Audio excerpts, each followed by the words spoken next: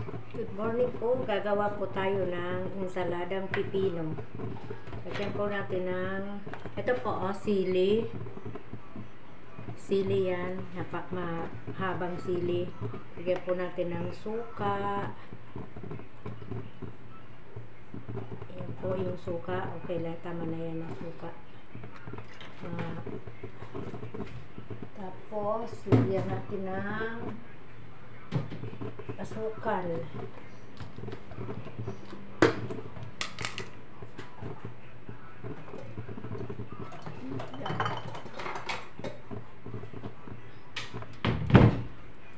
Lagyan natin ng asukal.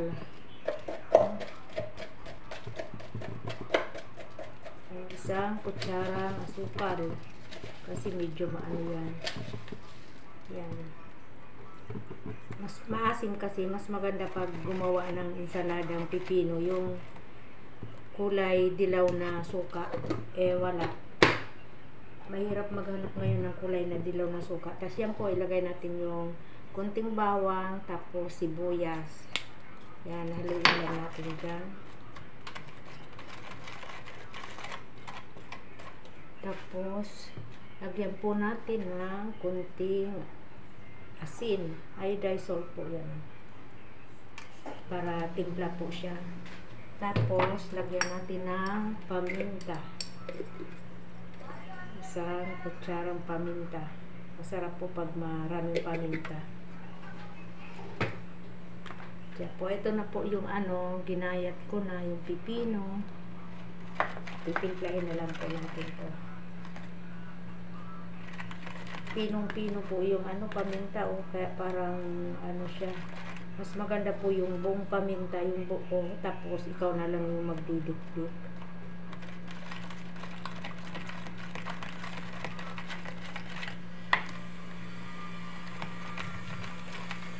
Haluin lang po para matunaw yung asukal sa suka. Para matimpla po siya.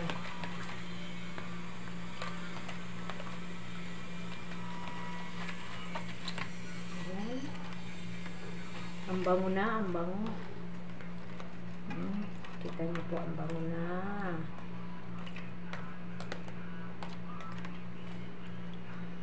Tikman natin.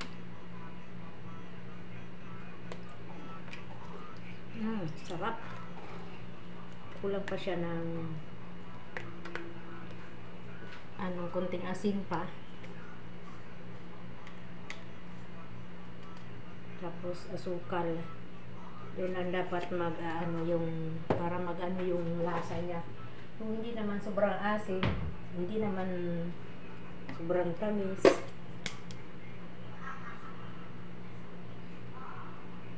Lagyan natin. Ito pa kasi ang sukang puti, maasim talaga. Mas maganda talaga yung sukang dilaw. Yung tinatawag nilang sukang Iloko.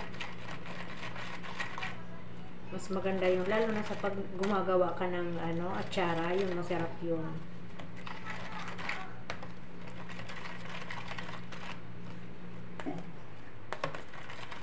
Gawin lang natin. Ganito lang naman po kasimple yung paggawa ng ensaladang pipino.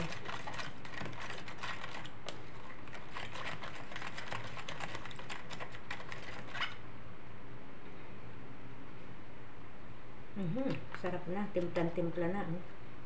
Kita nyo po, sarap na yan. Buhos lang po natin dito.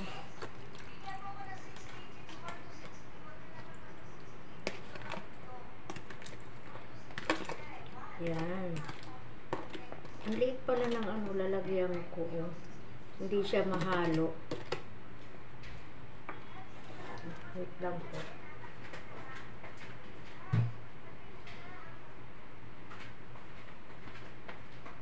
Dapat pala yung malaking ang lalagyan ko para mahalo siya. Anyway, maaano na rin yan. Ang tawag doon? Lahat naman yan. Pag nababad na sa suka, itong pipino, matitimpla na rin yan. Yan. Yan na po ang aking pipino. Insaladang pipino. Masarap yan.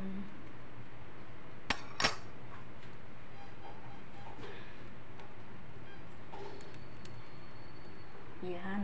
Insaladang pipino. Sarap na. Yan po. Bye-bye. Sana nagustuhan nyo.